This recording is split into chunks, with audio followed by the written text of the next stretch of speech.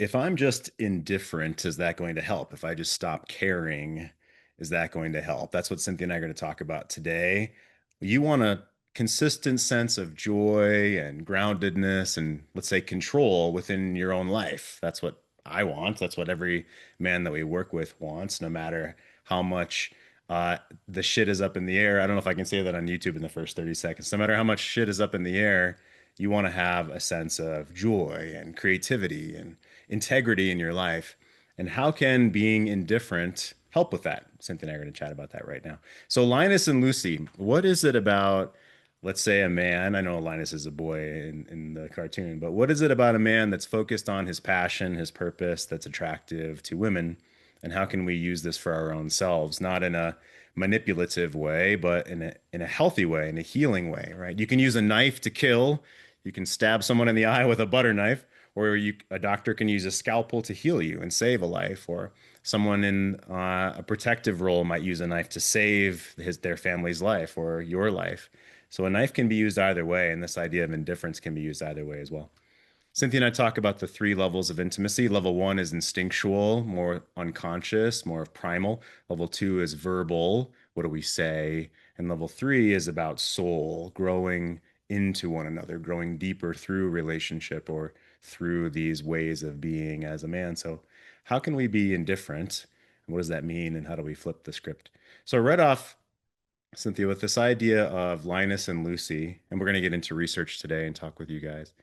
This idea of Linus and Lucy, what is it about a man who is focused on what he's passionate about, what he's good at, his mission in life, and he's not giving any attention to Lucy right here, and she seems totally into it. What is that dynamic about? Start us off there, please. Yeah, I think on an instinctual level, when a woman gets to feel your passion and your drive and your focus as something that is your domain, she can feel not only kingly energy in you, but warrior energy in you.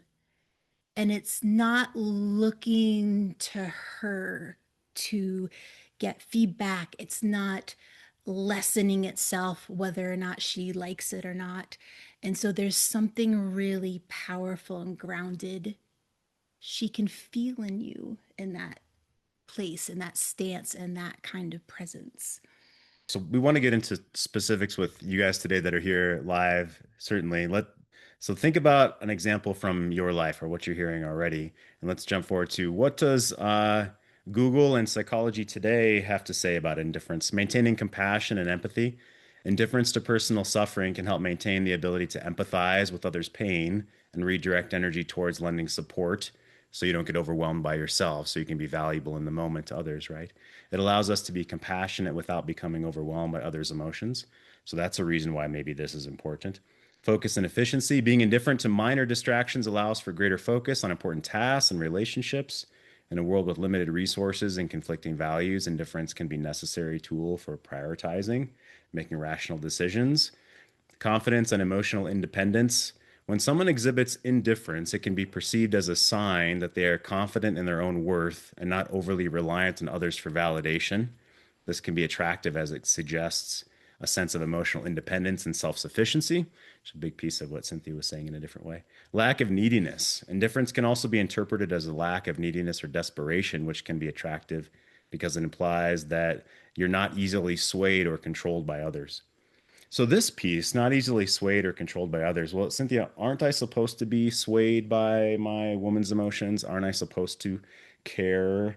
How much, how much of my caring actually helps in the moment? Talk with us about that for a minute, and then I'm going to open it up to the guys' experiences. Yeah, so gosh, if I was talking about level one, I would say, no, you're not supposed to care. And if you're with a woman who really wants to stay in level one, that is the attractive component. As you get further up the scale of skill, something that profoundly impacts me when I experience men like you who do this work is that you can have both the king and the lover engaged at the same time. So You are welcoming in her that level three, like you're looking to be in, there's inspiration there. You are intrigued or curious about her emotional state, but that in itself is not what sways.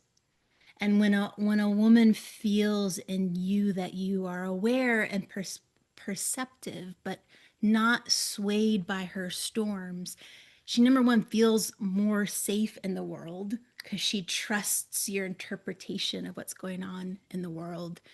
And she trusts that you're not going to be easily swayed by anyone else in the world, which also gives her that sense of, oh, this is kind of masculine energy I can lean into, follow, and that it's okay to allow myself to be attracted to. Yeah, let's talk with the guys about this. I don't know, since my divorce ended, I feel like um just being that way, just it's like it's like I don't feel as bad about like, oh, if I get rejected or something like that with a woman, it's like, oh, okay, I'll just move on to the next one. Or like it's kind of one of those things where, well, I'm not really afraid to go and talk to that girl because I got nothing to lose. And so like that sort of like indifference of like how I feel like I'm going to feel is different from, when I was 25 and like, but I've always been that way. Like never had a real issue going up to girls, but like, yeah, there's some girls I was like, I don't want to get rejected. So I'm not going to go and talk to them. So I feel like that way again now. It's like, okay, well, I don't care. Yeah, which that sounds amazing. And so imagine you're hearing this for the first time. How did you get there, Bill? Right? This is your first call or your first recording of your watching. It's like, how the hell did Bill get to that spot where he doesn't care? Been through the depths of hell and back, and and now it's like, Forged by the I think fire. there's a bunch of that. There's a bunch of it. You get there by getting rejected and knowing that, like you're going to be okay, and like you're confident in what you bring to the table, and if if a woman can't see that, well then, she's not worth it for you anyway, or she's not the right person for you. Um, and so, like, I think the other thing, in just like going through divorce and having to give away a whole bunch of money makes it a whole lot easier to spend money now, because it's like, well, I mean, I just gave away so much money. This is nothing compared to what I had to give away.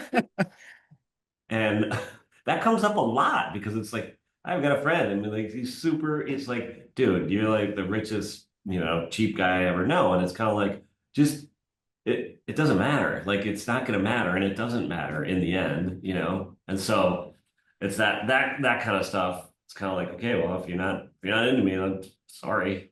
Okay, bye. You know, Yeah.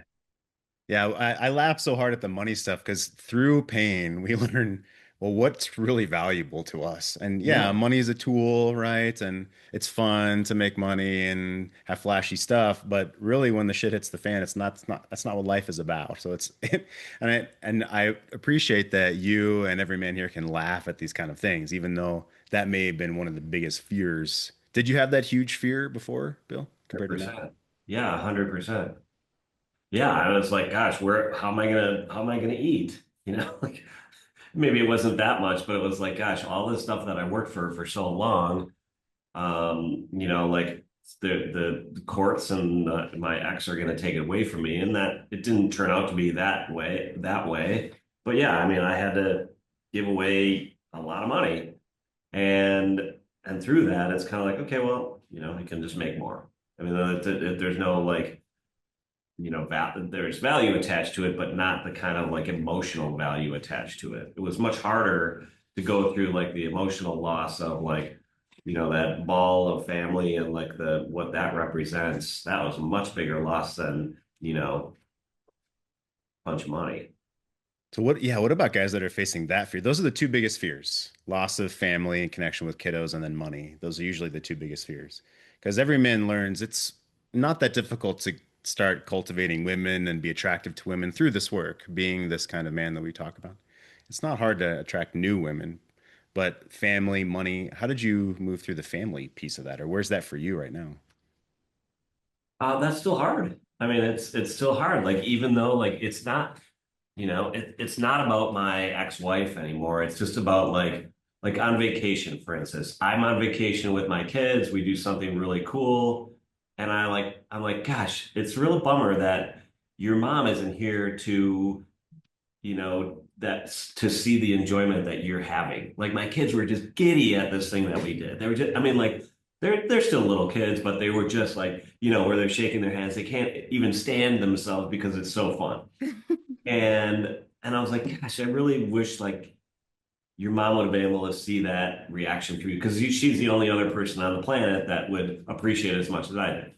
And likewise, like they're gone this week with her on vacation and doing cool things, and it's kind of like, well, like I I don't feel bad for myself. I feel bad for them not being able to have me there to enjoy it with them because, like as little kids, like we're the most important people on the planet for them. And, they're fine, but it's sort of like in my head where it's like, gosh, that would have been cool for her to enjoy it with us or for them to enjoy it, but it's not like I want her back or want to go on vacation with them. It doesn't work that way. Yeah, totally. I get it. So how do you make sense of that for yourself? What do you do with that pain?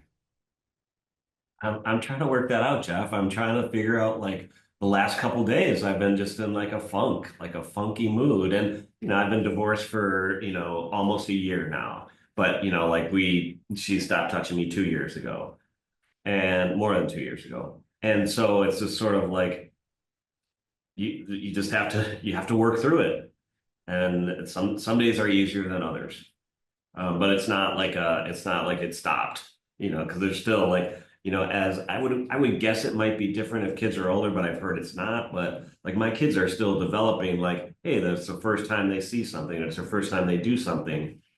It's kind of a bummer that they can't have both of their parents there to enjoy that with them in their eyes. So, but Yeah, that absolutely makes sense. Yeah, thanks for getting us started. I'm curious to ask another man who's facing this too. How do you handle that spot?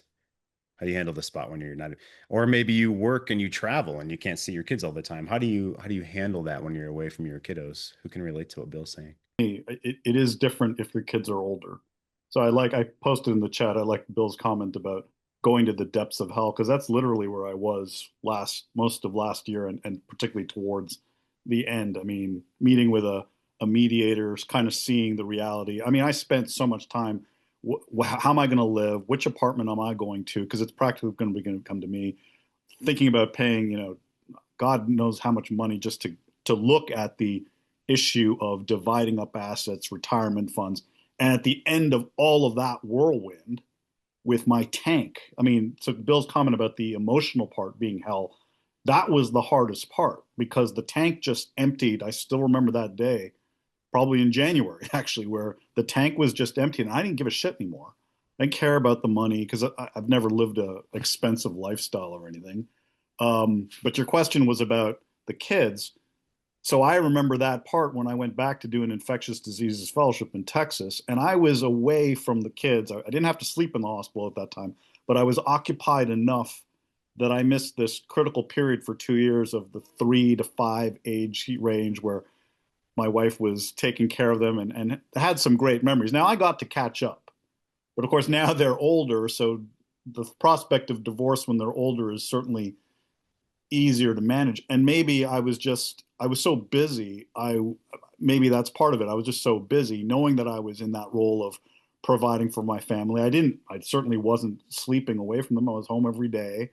I got to see them enough. So maybe that blinded me into what I was or wasn't missing. And certainly at that time, the times that we did spend lots of time as a family when I could, I missed out on a lot. And that kind of is still something that's gone, but recovered from it. Um, I guess that's also, I'll address that to come full circle though to the whole Linus and Lucy picture. I've had no problems carving out my own life, developing my own interest, and I do see that how she's attracted to that. She's excited for me. Okay, but so what? So I'm in this phase now where I can continue to do that. I booked a trip for myself now for September, which she, I think, is excited for me about because we've gone through the whirlwind. We went to Ireland together, then let's plan a trip, but then no, we have community. It's just, so, okay, forget about her. I'm doing my thing. we're in this phase now where it's comfortable. She does kind of accept my, intermittent hugs, touches. I even was so bold as to kiss her on the cheek yesterday. It didn't land, it hit her in the ear. I had that problem. So she went, ow, my ear. I said, well, I don't know, grow taller, change your position. Shut up. So all that's good. But I think that's where we're just hitting this kind of plateau, and maybe she's just happy that way, and great. So she's excited for me doing my own thing. Well, you know what happens with that? Eventually, like I'm starting to see other women, and my mind is going to other places a lot of time. It's not good. It doesn't. I don't know what that says about me in terms of my stick-to-itiveness for this relationship, but it's kind of the natural course of things. Like I can focus on myself, be myself, drive myself. Eventually, yeah, I not knowing what that threshold is to see, is she going, there are indications that she is kind of attracted, but it's kind of hit this plateau, I think. I don't know. Sure. Well, so one thing is, George, you've been growing in your belief that you will have the life that you want to have. You will have the connections and intimacy and depth and love that you want to have, whether it's with her or otherwise. It's something you're believing more and more about yourself. You're also not hooked by her accusations or hooked by her insinuations. There's not as much personal defense, right? It's this more of indifference as we're talking today I haven't been of tested what. for a while, so who Right, knows? yeah. And so, I mean, the one thing I say is, I'm no longer in her opinion of me right now. And you're getting to that place where you're no longer as interested in her opinion of you right now. You're inviting, you're connecting, more physicality is happening than a long time. But to your point, you may not want that with her. And that's a place that some guys get to. You and I are working on this in one-on-one. Some guys get to that place where, well, I don't want to be with her. She's not growing with me. I've become this new echelon of a man. I'm learning what depth is and what level three relationship is like. And it seems as though she's not interested in that. So how do I face that unexpected chapter of life? I think that's one thing that you're asking yourself. Is that fair?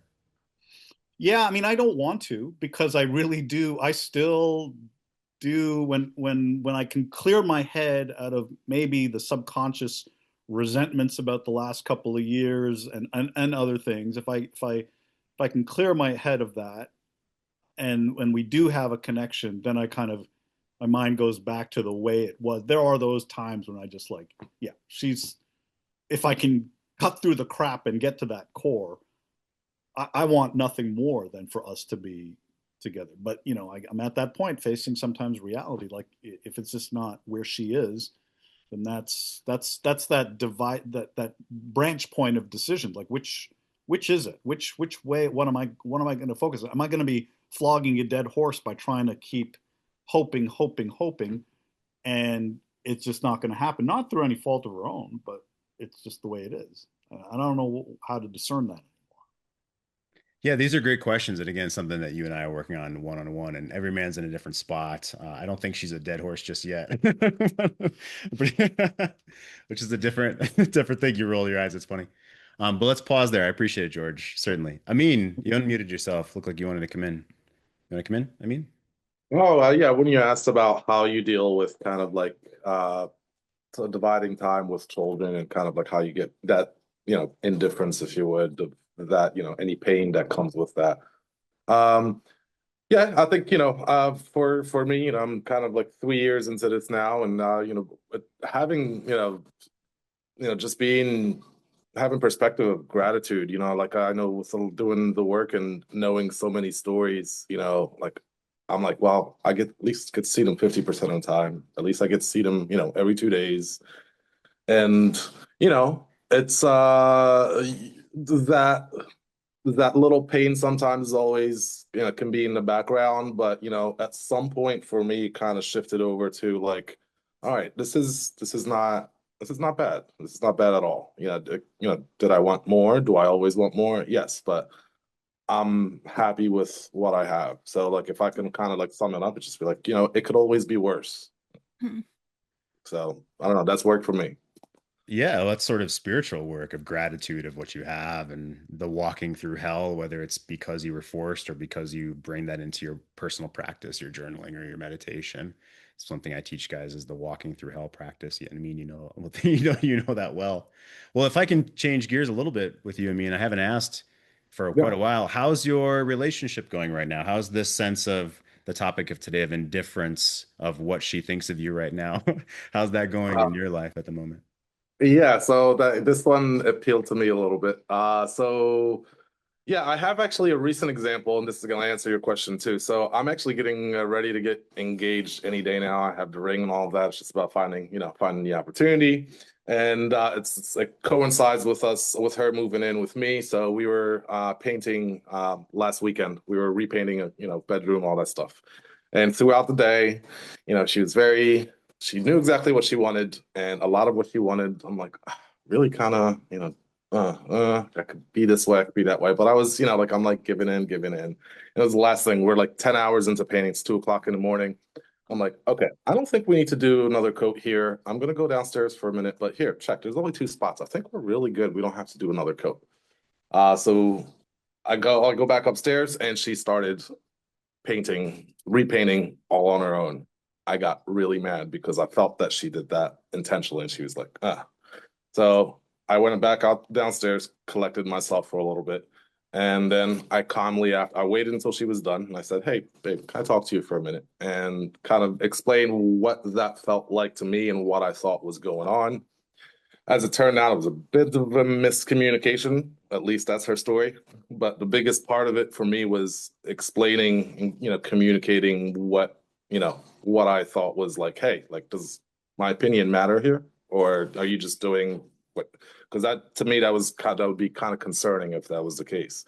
But to tie it in with the indifference for me is that, you know, it's kind of weathering certain storms, whether they're my own or hers, in terms of, like she got really upset when I said that and got defensive. And I got upset in that, knee-jerk reaction when I saw her painting. But it's like, okay, being different, not meaning being aloof, but you kind of just center yourself and being different to a lot of those emotional, waves, if you would.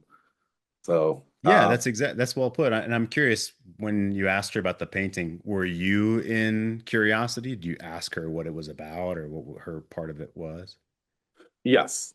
So yeah, I definitely did. So she's, where we have different styles a bit. For me, it's like, okay, I have a good enough mentality when it comes to like painting and house stuff, especially because this is the second time I repainted the whole upstairs once my ex moved out. So for me, I'm like, oh, this is fine. I just did this. And for her, it's like, hey, I'm moving in. Let's make it our own space, which, I appreciate. But I was kind of taking a lackadaisical attitude to it. And I know her personality, she's a bit of a perfectionist. So that was a little bit of that, like, I don't want to say clash, but I was kind of like seeing that throughout the day. And then at the end, it wasn't about that, like, oh, why does it have to be perfect? For me, it was like, did you intentionally just disregard what I said? That was the pain point for me, if you would. That makes sense. Yeah. And so let me ask you, and I've done a lot of work together. So would you do that situation differently at all if you had the chance to do it again? Would you handle it in a different way at all, or? I think just from a communication standpoint leading up to it. So like she thought I meant something else, like, hey, you look at it and you decide whether you want to paint it again. But as far as like how I brought up the issue and everything, I actually I'm pretty proud of myself. And you came into mind a lot in terms of like, hey, when you feel like there's a boundary crossed, here's how you respond and here's how you bring it up, and that you should bring it up. That's the most important part. So on that aspect, I give myself an A+. Okay. A little this. Okay. Did you bring it up that night or the next day, or when did you bring it up? No, that night. So about an hour later, because right after that we were going to go to sleep, and I did not want to go to sleep upset, and I did not want her to pick up that, energy from me. So normally, and there's been a couple of things that have happened where, I would sit on it for a day or two just to kind of like, okay, what's going on with me before I bring it to her. But with that one, I'm like, yeah, I think this is actually better to just, I felt confident enough in my emotional state where I was. I calmed myself down that I'm like, okay, that's actually better to bring it up now. Well, I appreciate you telling us the story, man, and congrats on things that are going on for you. Is that the yellow wall behind you, by the way, that you painted? Is that? Oh God, but no, that's next. That's coming next. Yeah, Oh, that okay. the It's yellow is like, coming. Yeah, this is the dining room. okay, got it. Good to see you. Thanks, Thank man. you. Appreciate the Likewise. story. Yeah. Let's have another man come in and tell maybe you're facing a challenge of being indifferent, right? So, for instance, I've been quoting some of Steve Horseman's book recently, and this is from the chapter How to Improve Your Marriage by Caring Less.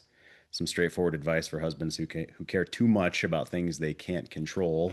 Maybe you care a lot about something that you can't control right now, and you're facing a difficult place there. You want to put that on the table with us. So, piece of this chapter. We're not remotely aware of how our energy can feel to those around us, like a woodpecker trying to knock a hole through a steel gutter at 5 in the morning. That happened yesterday, he says. We notice everything, feel everything, and we try to control the outcome in every interaction, but we know something isn't right. Feeling like a nervous, anxious hummingbird husband isn't how it's supposed to be. In other words, we care too much. As Mark Manson said in his epic article, we can give way too much of a fuck about things we shouldn't. We need to ration our fucks.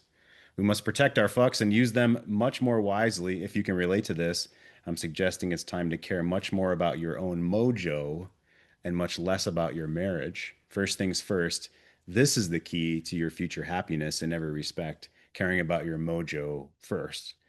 So, is there anyone here that's having trouble with that in your life of focusing on your own mojo first, let's say, and detaching from her, or having some caring less about her opinion of you right now? Yeah, Ken, go for it, man.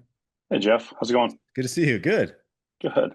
I think I fall in that category just from a balance standpoint in life right now. Uh, Girlfriend, her two boys moved in with me last November, and with our, crazy busy life schedule, she's a nurse, I'm a teacher. Obviously, when football season rolls around, I'm, up in the wind. I'm gone, 90% of the Because you're time. a But coach too, yeah. because I'm a coach too, Yeah. yeah. And in fact, I'm doing some stuff pretty much every day in the summer, trying to find balance in my kingly plan. Things I love, things that she admits lights me up in life. These are the things I focus on.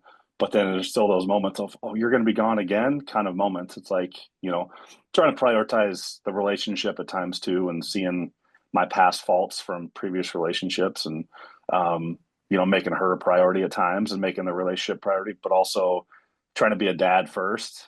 It's just a lot of different directions that I kind of struggle. Do I hold firm here? Do I step this way? Do I go completely that way? It's kind of confusing sometimes to know what direction I'm headed. Yeah, that makes a lot of sense. And so where do you think the edge is for you, or where's the challenge, or the place you could grow more skill? What do you think? Well, as exhausting as it is, I'm pretty good at um, when I make something a priority, it's going to be a priority. And I think when it comes to the relationship, she really appreciates it when that happens. And she is so far, like, out of the realm of understanding what a coach does, and the hours they put in, and the extra stuff they do outside of their working hours. She's actually Googled how to be a coach's girlfriend, and Ah, and, That's and cool. understanding Yeah. how many hours it takes and things like that, which I appreciate. I tell her all the time. I said, um, try to make her a priority, at least once every 2 weeks on a date night, and just having morning coffee with her on the patio, and having those moments, being present, being a man who's gonna pay attention to the 6 inches in front of their face, not looking 2 miles ahead all the time, trying to and ignoring what's immediately around me. Yeah. So how are you at that? And by the way, I hope she has pom poms involved with how to be a coach's girl. I had to make Well, that. So funny how do you? story. Funny story. She does have a T-shirt. When we first started dating, her friend, she kind of, her self-proclaimed kid was on her team, and said, "I love number 74," and also in print says, "And I have a thing for the O-line coach" Nice. on it. So yeah, Nice. it's pretty good. There you go. So No, how good it's are you at focus on the present moment and being present when you're with her and things like this? just like anything in this work, it takes practice. I feel like with the kind of person I am, it takes intention, it takes energy, and with what I do for my job, and 450 kids I teach, twice a week in elementary phys ed, it's exhausting. And it's like I go to softball games to watch my daughter play, and I don't want to be intentional in talking to people. I just kind of want that. I want to detach, but it's like that's not good for me. I don't think that's who I am. At times I do need that space, but it's like I want to continue to be intentional with all my relationships around me, especially hers. So it does take practice, it does take work, and I am getting better. I'm not perfect at it yet, but I can see myself growing in that category. Yeah, well, I appreciate you being here. Certainly, I love the shirt too, the top of the Minnesota. Is that the high school football team?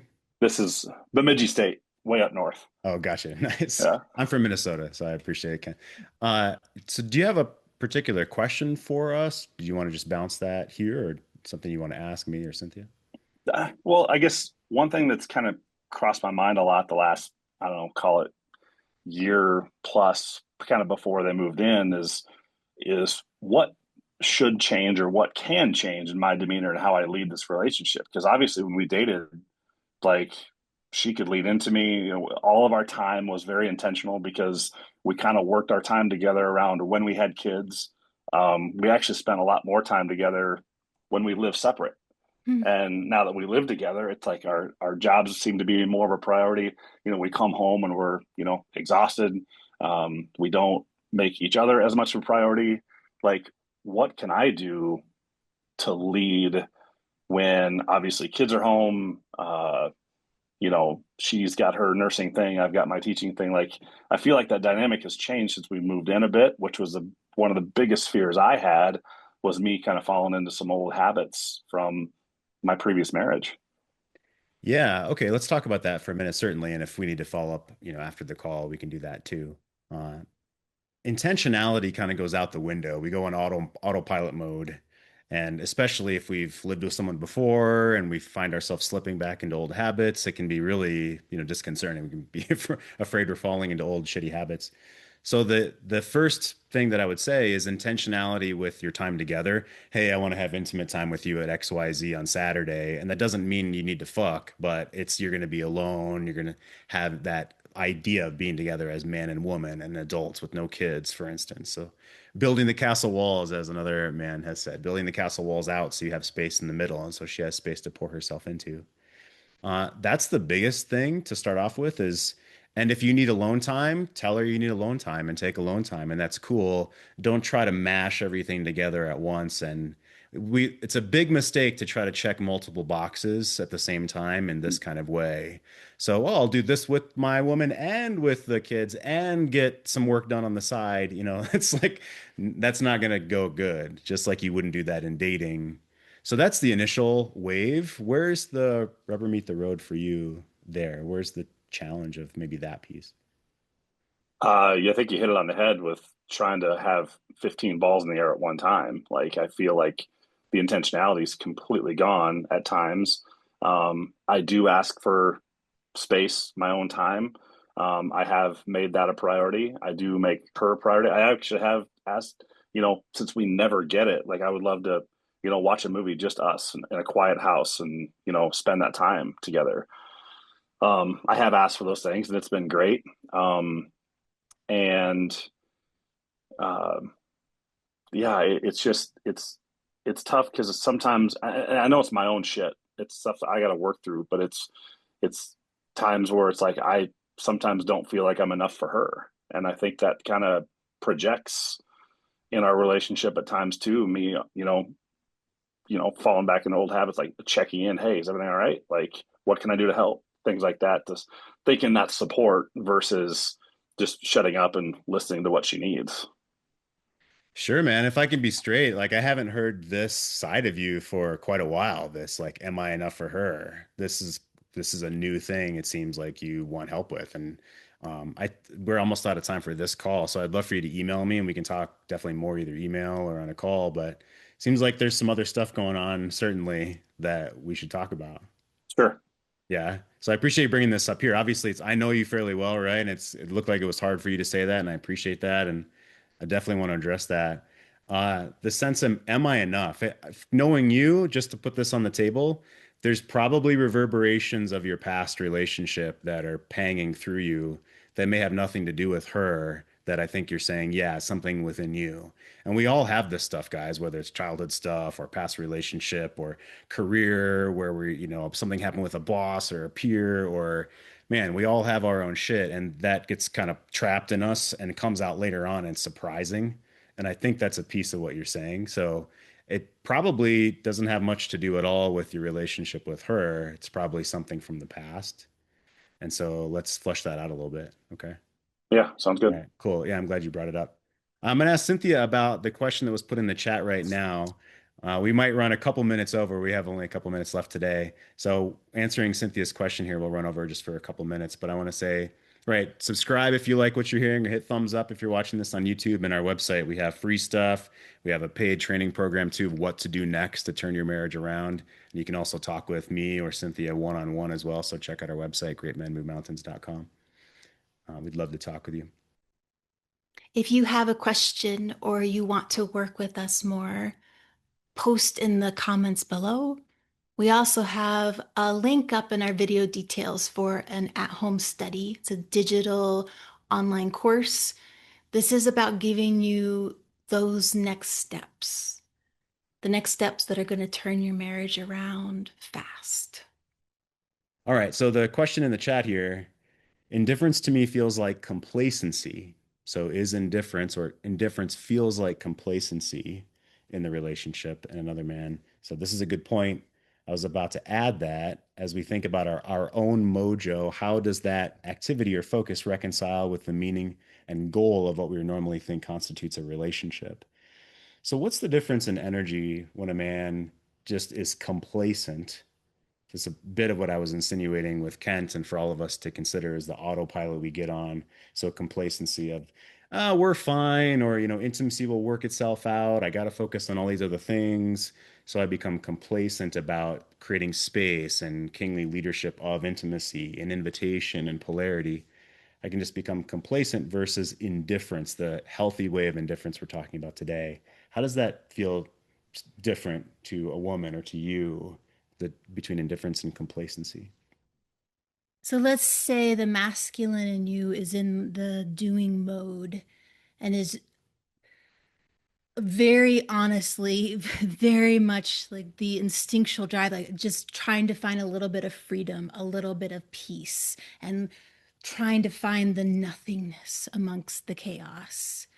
That feels very different than when she feels in you your intentional acts toward taking peace, taking a moment of nothingness, and that there's also passion alive in your intention. So I think there's a difference between something's just accidentally happening versus on purpose. But I'll also say, piggybacking on what Kent was saying, also, your woman comes to you well wired, looking for a certain energy. What she's not aware of it, but it's probably, from childhood. So if part of her spidey sense is looking for, I'm going to be left or not pay attention to, she'll see that more.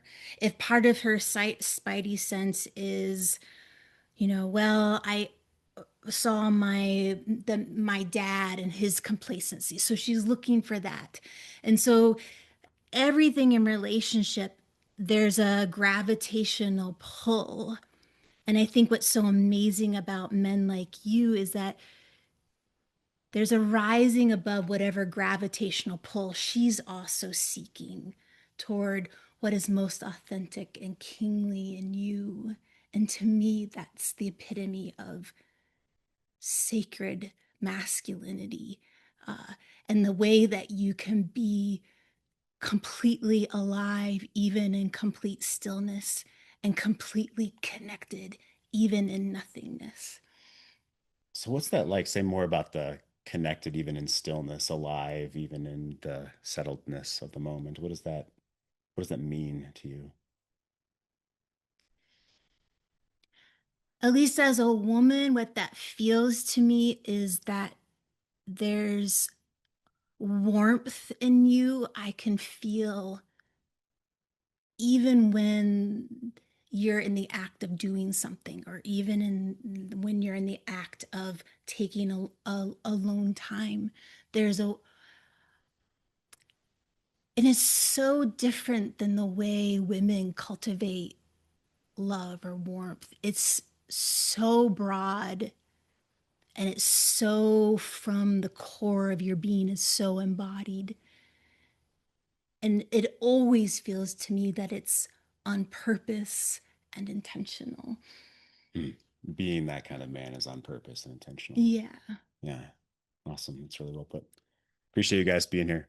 So I want you to know, I want you to remember that everyone here is, it's okay to feel your own stuff. It's not a being indifferent to emotions. It's being solid in yourself in the face of challenge, which is okay. And that's why we're here. And every one of you here is also the descendant of a survivor, right? And you want to grow and you want to learn, and you're a powerful, badass man. And that's what this is really about, is how can I grow power within myself, settledness within myself? And a few takeaways for today. How can I create joy in my life regardless? This is a piece of this. What if I wasn't interested in her opinion of me right now? And what's my current mission in life right now? These are huge pieces of being a man, a kingly man, a grounded person in this world. And that's what you're about. That's why you're here. Appreciate you guys. Thank you, Cynthia. See you guys next time.